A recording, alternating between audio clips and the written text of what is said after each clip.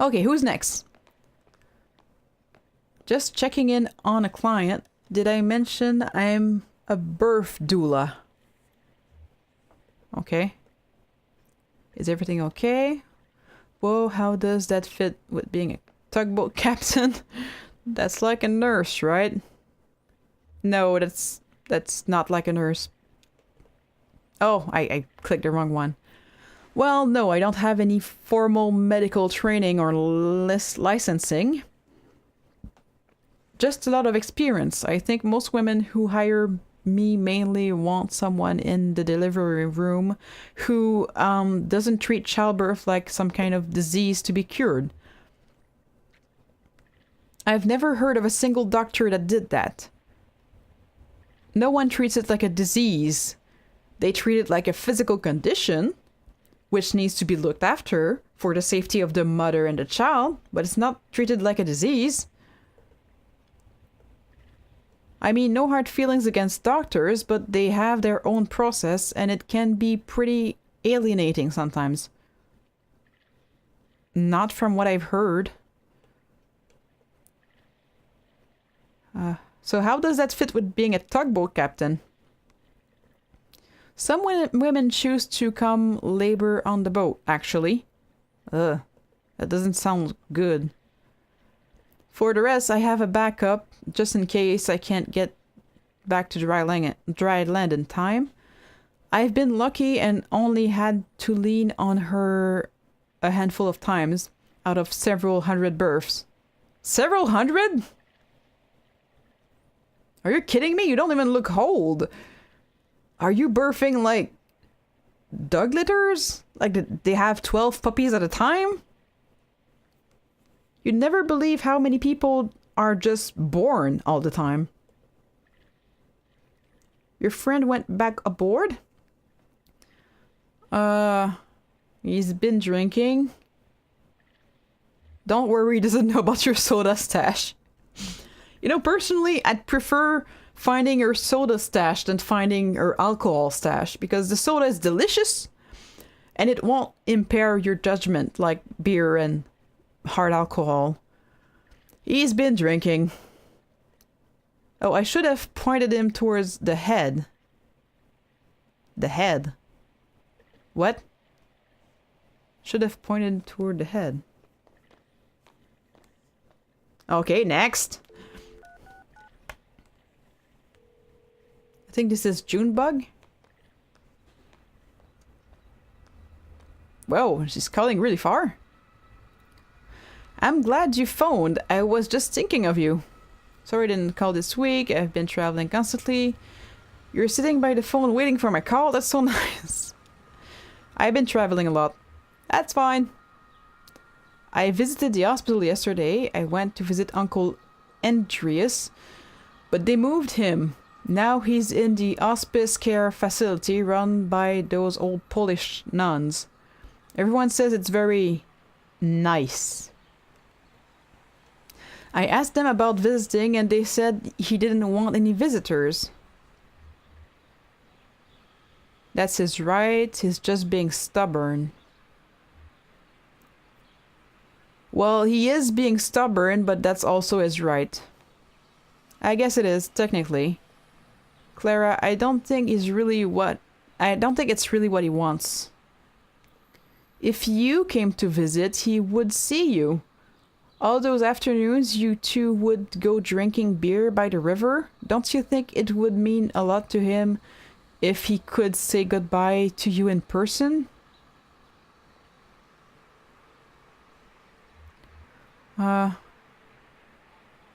We must take him at his word. I'd never make it back in time anyway.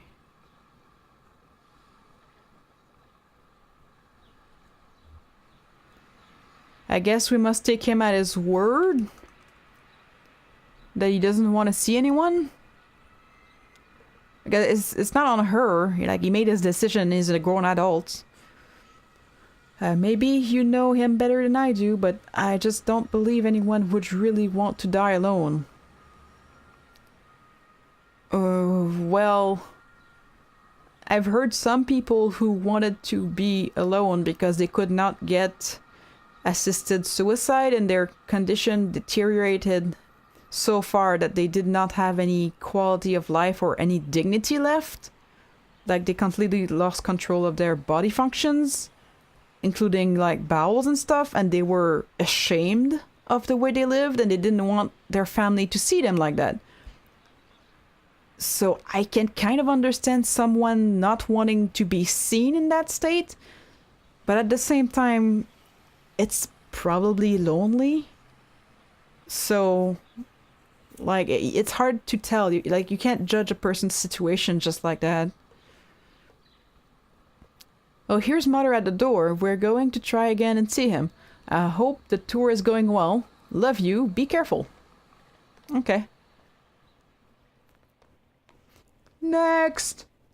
My sister back home. She's very depressing to me this morning. My uncle Andreas is terminally ill and refusing visitors, and Nadia is making a stir about it. It doesn't bother you that your uncle is refusing visitors? I'm sorry to hear. Are you close? Yes, but only recently. He lived abroad for most of his life.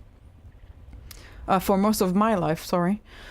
I only met him a few years ago. My sister is older, so she knew him as a child too. So I think her respect for him is distorted by sentiment. Well, it's kind of hard not to have feelings about family members that are dying, you know? We must always take the dying at their word. Their motivations are beyond our understanding. He's probably thinking of them, I think. He's thinking of them. He doesn't want them to see him in that state and be sad for him until he dies, and then they'll be sad because he died. So he probably doesn't... It probably just wants to spare them while he's still alive, because they're gonna be sad when he's dead, I guess. The older man, he's swimming back to the mammoth? No emergency, I hope. No, he's drunk. He's looking for the toilet. Oh, I hope there's paper. It's been a busy night. He's looking for the toilet, I guess. Well, I hope he finds it before we embark. He seems unsteady on his feet as it is. Brendan approaches. I don't suppose any of you folks are headed past the Bureau of Reclaimed Spaces. We've just been through there, haven't we? Not on this run, but we'll be coming back this way in a few hours. Can't get a hold of your ride. That's not our business. Well, I may still be here then. It's no big deal. I'll just hang out and read or something until it's time to head back to work. Hey, you folks are traveling with that old guy, right? With the leg? Is he okay? The old guy with the leg, they can't see his leg, right? They can't see that it's a flashing robot leg, right? Magical skeleton flashing robot leg.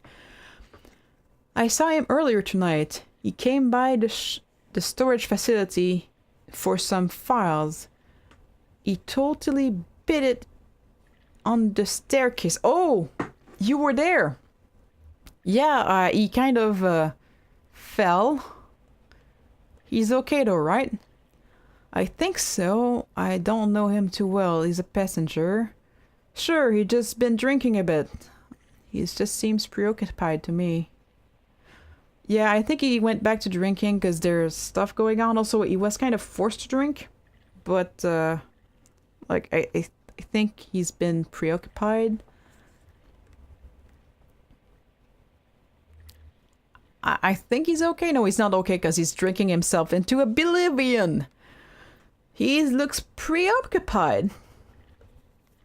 Yeah, I got that feeling too. Back at the storage facility, he was asking a lot of weird questions, and he seemed distracted, like spiritually. Spiritually distracted. Well, have a good night, or morning, almost. Thank you.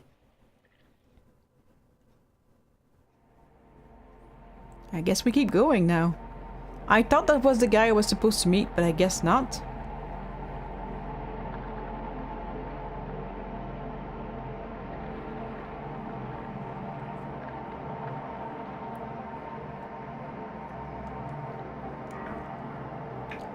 That right there is a Ratliff Monument. If you ever need a headstone carved, for a loved one I mean. Violet Ratliff never married, nevertheless bore 6 children.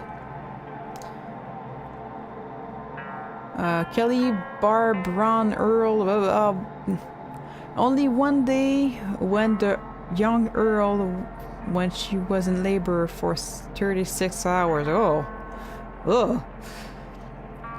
Well, that's what folks said, and I met her and believed them. She had an unyielding disposition of a cliffside.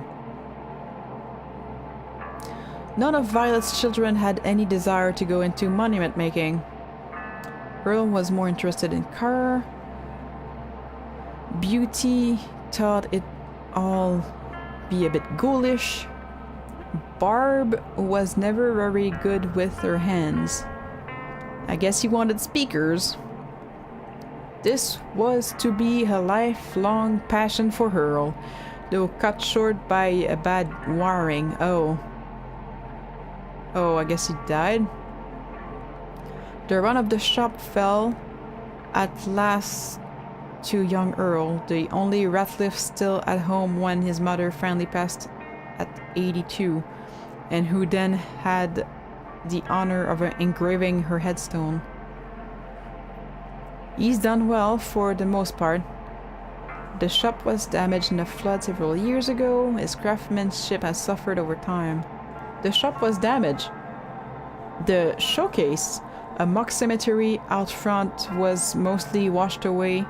Stone monuments bobbing violently in the first torrent of the flood eventually sank and spread along the channel bottom downriver.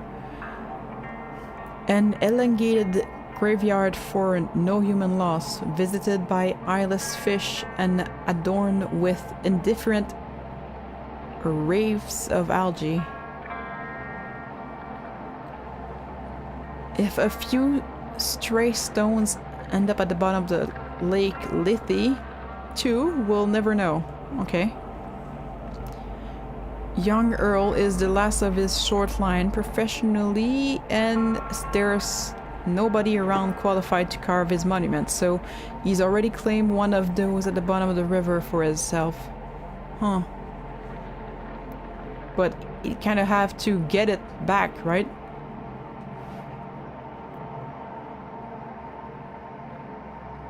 Kind of have to fetch it to get it engraved. And who would engrave it if he's the only one who can do it?